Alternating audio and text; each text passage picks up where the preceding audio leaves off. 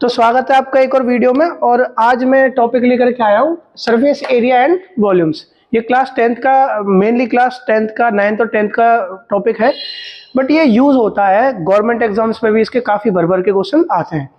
तो मैं थोड़ा सा बेसिक से शुरू करूँगा और चीज़ें समझाने की कोशिश करूँगा। अच्छा, ये सब तो जानते ही होंगे कि ये क्यूब होता है जिसमें इसकी तीनों एजेस मतलब हाइट, लेंथ और ब्रेड्थ, हाइट, लेंथ और ब्रेड्थ तीनों सेम होती हैं। इसमें हाइट, लेंथ और ब्रेड्थ तीनों अलग अलग होती हैं। ये क्यूबॉइड होता है। अच्छा, मैं थोड़ा थोड़ा खोल करके बताना चाहता हूं कि क्या है।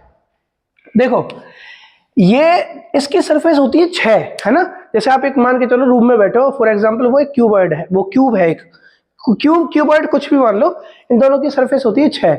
4 तो दीवार हो गई आपके आसपास की, एक ऊपर का छत और नीचे का एक फ्लोर, है ना। तो ये जो टोटल 6 होती हैं, ऐसे ही इसमें होती है। इसमें सारे स्क्वायर फेज में होते हैं। स्क्वायर जितनी भी आपकी दीवारें होंगी या जितनी भी साइड होंगी, ये सब स्क्वायर फेज की होंगी, स्क्वायर होंगी। और क्यूबॉइड में ये रेक्टेंगल होती है। इन दोनों में बेसिक यही अंतर होता है। हमारे पास क्वेश्चंस आते हैं इनके टीएसए निकालना, सीएसए निकालना, वॉल्यूम निकालना।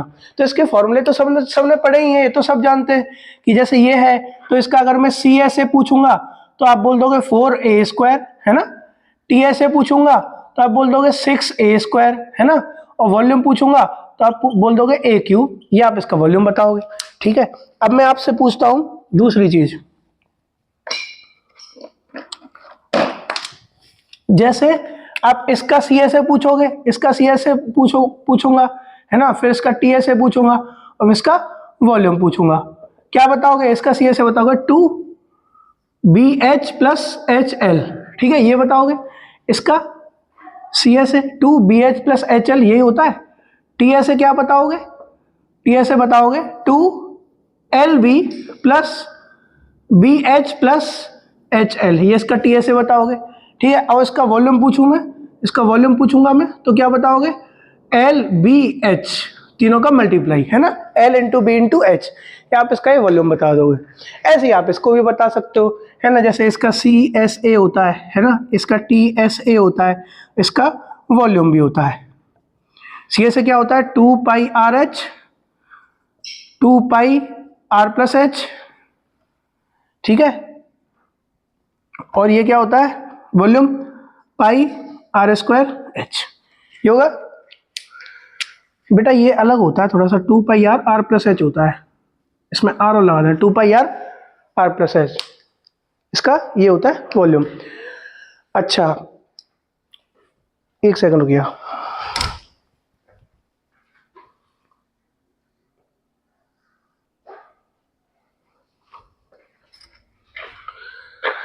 हाँ, ठीक है। तो थोड़ा सा काम आ गया था, कोई आ गया था तो मेरे को जाना पड़ा। तो ये आप जानते हो, 2πR+H, ये उसका वो होता है टीएसए, वॉल्यूम होता है। ये सब आप जानते हो। इसको बताने की मैं ये नहीं बताने आया हूँ, मैं कुछ और चीज बताने आया हूँ। सबसे पहले मैं आपसे एक क्वेश्चन करूंगा। अब वो क्वेश्चन आपको समझना है और उसके हिसाब से आपको आंसर देना है। मैं कहता हूं कि आपके पास एक क्यूबॉइड है ना। क्यूबॉइड इन द सेंस आप एक रूम में या एक हॉल में बैठे हुए हो और वो हॉल क्यूबॉइडल शेप का है और उस हॉल में आपको पेंट करना है, ठीक है। उस हॉल में आपको पेंट करना है और पेंट का मैं बता देता हूं कि पेंट है फॉर एग्जांपल 100 रुपए पर लीटर, है ना। 100 रुपए पर लीटर पेंट करना है, ये उसका कॉस्ट है। अब बताओ कि मैं अगर पूरे क्यूबॉइडल शोरूम या क्यूबॉइडल जो हॉल है उसको मैं पेंट करूंगा तो उसमें कितने रुपए का खर्चा आएगा। ऐसे क्वेश्चन आते हैं। आप एक बात बताओ मेरे को कि अब आप इसमें क्या लगाओगे? आप इसमें सीएसए लगाओगे या आप इसमें टीएसए लगाओगे? क्या लगाओगे? मैं ये पूछना चाहता हूँ आपसे। तो मैं बता देता हूँ, ठीक है, ध्यान देना इस चीज को। बट आप पहले समझो सीएसए टीएसए होते क्या क्या है। वॉल्यूम तो सबको पता है कि डेंसिटी कितनी होती है, वो कितना कैपेसिटी रखता है ना। जैसे कि अपने पास एक ग्लास है, वो सिलेंड्रिकल इस टाइप का है, उसमें कितना पानी आ जाएगा, या इतने बड़े डिब्बे में हम कितनी रेत या मेटल भर सकते हैं ना, तो उसकी वॉल्यूम होता है। सीएसए टीएसए थोड़ा सा अलग चीज है, ठीक है। सीएसए टीएसए का क्या मैटर है मैं आपको समझाता हूँ। सीएसए का मतलब होता है curved surface area. Curved surface area की हमें उसके चारों ओर का, बस ये समझ लो, कर्व सरफेस एरिया का मतलब चारों ओर का सरफेस एरिया।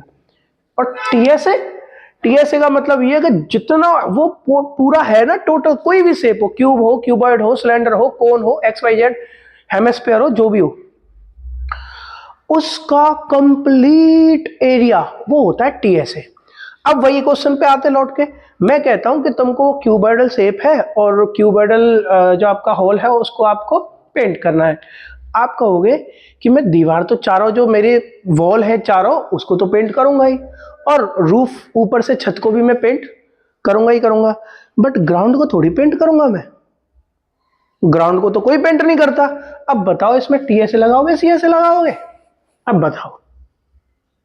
देखो अगर सीएसए लगाते हो तो तुम्हारी चारों वॉल तो आ गई, दीवार तो आ गई, दीवार तो आ गई चारों, बट छत नहीं आई, तो छत को अलग से जोड़ना पड़ेगा। या फिर अगर आप टीएसए लगाओ तो टीएसए में छत भी आ गई, बट रूफ के साथ साथ फ्लोर भी आ गया, जिस पे आप खड़े हो वो फ्लोर भी आ गया। तो फिर आपको उसमें क्या करना पड़ेगा कि टीएसए में से उसको माइनस करना पड़ेगा जिस पे आप खड़े हो, मतलब जो बेस है, जो फ्लोर है ना, जो ग्राउंड है, उसको आपको माइनस करना पड़ेगा। तो वो आप कर सकते हो, कैसे भी कर सकते हो, या तो सीएसए में लेंथ इनटू ब्रेड्थ लगा दो, है ना, ऐड कर दो, जो कि नीचे का फ्लोर का एरिया है, या फिर टीएसए में से नीचे का फ्लोर का एरिया को माइनस कर दो, सीएसए में ऊपर वाला लगा दो, ऊपर का भी एल इंटू बी ही होगा। अब समझो कि ये लफड़ा क्या है ना, इतना तो आप, आई होप मेरे को आप जानते होगे इस चीज को। तो अब समझो ये लफड़ा क्या है, मैं थोड़ा सा रफ कर रहा हूं चीजों को, है ना, इनको हम बाद में बताएंगे इसके बारे में। अब सुनो मेरी बात, ये भी रफ कर दे रहा हूं।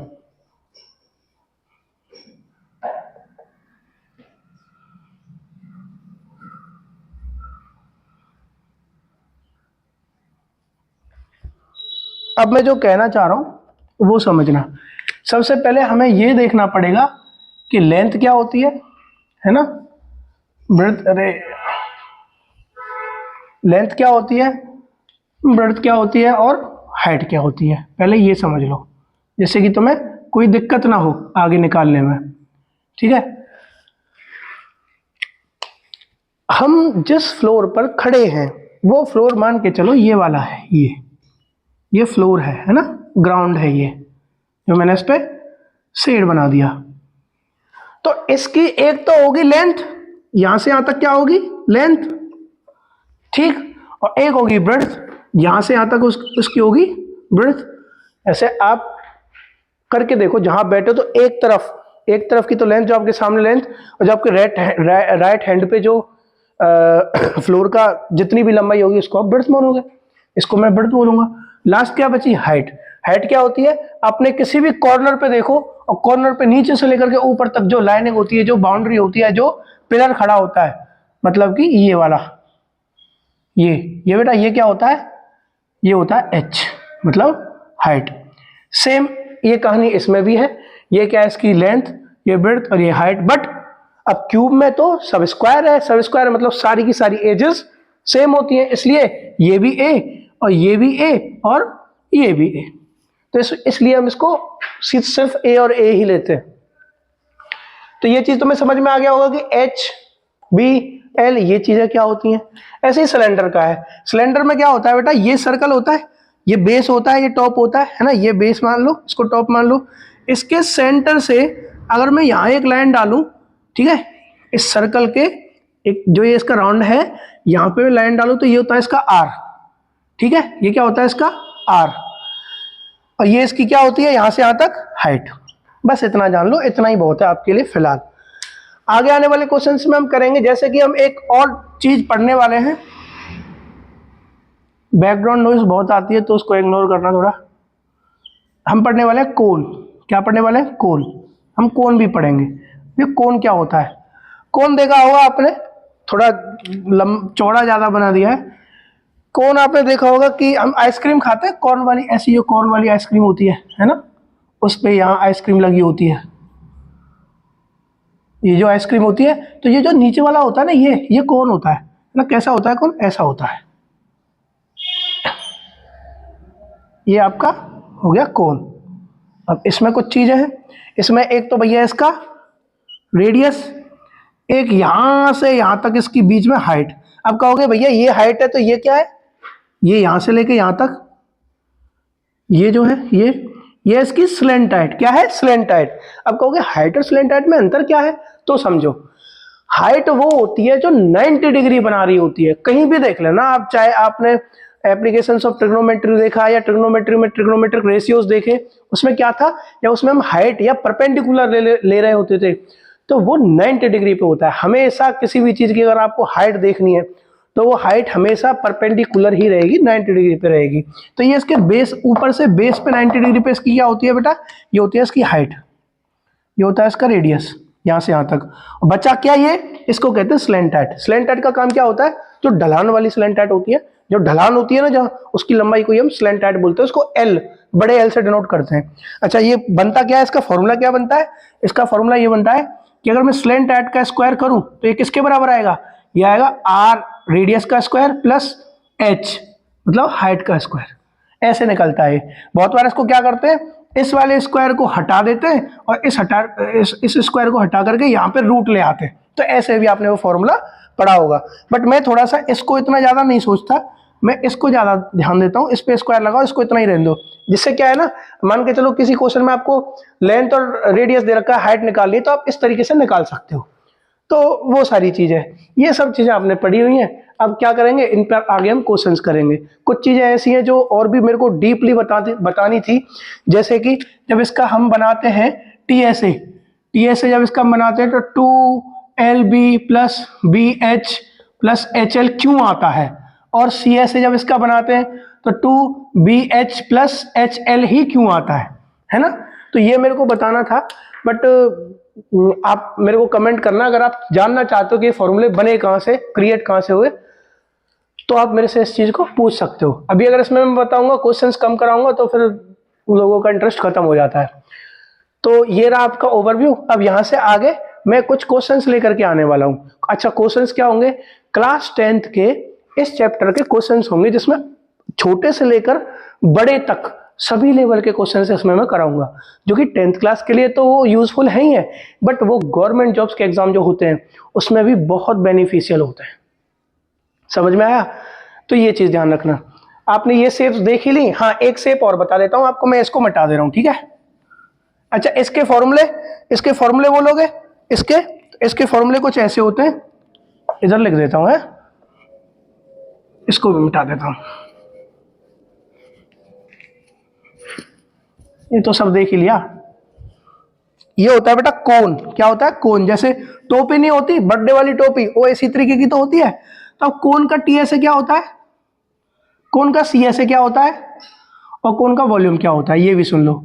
सीएसए होता है पाई आर और एल, पाई का मल्टीप्लाई रेडियस और उसकी स्लेंट हाइट से। टीएसए क्या होता है, पाई आर तो होता ही है, और आर प्लस एल भी, पाई आर प्लस एल ये होता है। बात रही वॉल्यूम की, तो बेटा वॉल्यूम क्या होता है, वॉल्यूम होता है 1/3 पाई आर स्क्वायर एच। मतलब कि पाई आर स्क्वायर एच होता है सिलेंडर का, इसका अगर मैं 1/3 कर दूं तो ये कोन का वॉल्यूम निकल के आ जाएगा, इसकी कैपेसिटी निकल के आ जाएगी।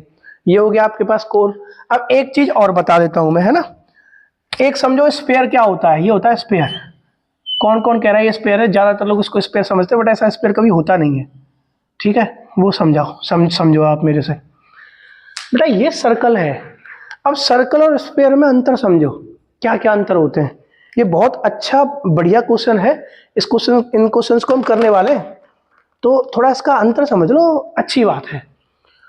सर्कल वो होता है जिसको हम सिर्फ बना सकते हैं पर टच नहीं कर सकते। अब टच का मतलब ये नहीं है कि आप भैया इसको टच कर दो, वो चीज नहीं। जो 3D होता है, 3D मतलब उसकी 3 डायमेंशंस होती हैं। इसको हम उठा नहीं सकते, पकड़ नहीं सकते, है ना, टच कर सकते हैं, ये सर्कल है। बट स्फीयर क्या होता है, एक राउंडेड शेप होती है। जैसे कि क्रिकेट तो सबने खेला है, तो क्रिकेट की जो बॉल होती है ना, क्रिकेट की बॉल, वो स्फीयर होती है। क्या होती है? स्फीयर। और फुटबॉल होती है, वो बड़ा वाला गोला होता है, स्फीयर। जैसे कि हम बोलते हैं कि हमारी पृथ्वी गोल है, स्फीयर की, स्फीयर उसका वो है शेप। हालांकि स्फीयर है नहीं है, जियोड शेप की होती है, बट फिलहाल हमको यही समझाया जाता है फिलहाल के टाइम पे कि स्फीयर होती है, वैसे जियोड होती है अर्थ हमारी। बट स्फीयर समझ लो, स्फीयर ये कि जैसे आप बॉल पकड़ रहे हो, फुटबॉल पकड़ रहे हो, ये स्फीयर होते हैं। क्या होते हैं? स्फीयर। अब इस बॉल को मैं आधा काट दूं, तो जैसे आपके घर में कटोरी होगी, है ना, कटोरी होगी, तो वो कटोरी जो जैसी होती है ना, आधा स्फीयर होता है, उसको बोलते हैं बेटा हेमिस्फीयर। इसको क्या बोलते हैं? हेमिस्फीयर। इसको बोलते हैं स्फीयर। ये होता है हेमिस्फीयर। अब बात कर ले कि इनकी जरूरत क्या है। तो इनकी जरूरत है जब हमें क्वेश्चंस करने पड़ेंगे, जब हाफ हेमिस्फीयर हमारा ज्यादा यूज होने वाला है। अब इसके फॉर्मूले भी सुन लो जाते जाते, ठीक है। अब एक बात बताओ, क्या इसका CSA TSA हो सकता है? और इसका क्या वॉल्यूम हो सकता है? इसका CSA TSA क्या हो सकता है, वॉल्यूम क्या हो सकता है? इसका CSA और TSA क्या हो सकता है और इसका वॉल्यूम क्या होता है? चलो ये क्वेश्चन मैं आप पे छोड़ता हूं, ठीक है। ये क्वेश्चन मैं आपके ऊपर छोड़ता हूं, ये आप देख करके आओगे। बट मैं फिर भी एक चीज जो मेरे को बतानी है वो मैं बता करके ही जाऊंगा। CSA कर्व्ड सरफेस एरिया का मतलब होता है चारों तरफ का, मतलब ऊपर और नीचे का छोड़ दो। बट जो बॉल होती है, गेंद होती है, गोला होता है, हिंदी में इसको गोला बोलते हैं, स्फीयर को। हिंदी माध्यम के जो विद्यार्थी हैं वो गोला बोलते हैं। तो क्या गोला का कोई कर्व सरफेस एरिया हो सकता है? क्या छोड़ोगे उसका? टॉप कहां से कहां तक छोड़ोगे? टॉप कितना बाउंड्रीज होंगी? क्या होगा? नहीं तो। इसीलिए इसका कोई CSA TSA नहीं होता। अब बोलोगे भैया कुछ होता ही नहीं क्या? हाँ होता है, इसका सिर्फ SA होता है। ऐसे बोले तो सरफेस एरिया, बस इसका सरफेस एरिया होता है। बट इसका CSA TSA हो सकता है। अब इसका CSA TSA कैसे हो सकता है? CSA क्या होगा? चारों ओर का। तो मैं क्या करूंगा, कटोरी के जो चारों ओर वाला पार्ट है इसका मैं एरिया निकाल दूंगा, वो तो बन जाएगा हमारा CSA, जिसको 2πr² होता है। मैं लिख ही देता हूं, 2πr² होता है। और ये TSA में क्या होगा? TSA में मैं अब की बार TSA जब मैं निकालूंगा तो TSA में मैं इसको भी ऐड कर दूंगा।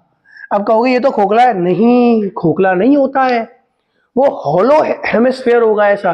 मैं सिर्फ स्फीयर की बात कर रहा हूं। आप एक बॉल लो, उसको बीच से काट दो। शोर हो रहा है बाहर थोड़ा। आप एक बॉल लो, उसको बीच से काट दो, तो वहां पे एक सरफेस, मान के चलो ये बॉल पूरी भरी हुई थी, अंदर पूरी फील्ड थी, कोई इसमें स्पेस नहीं था।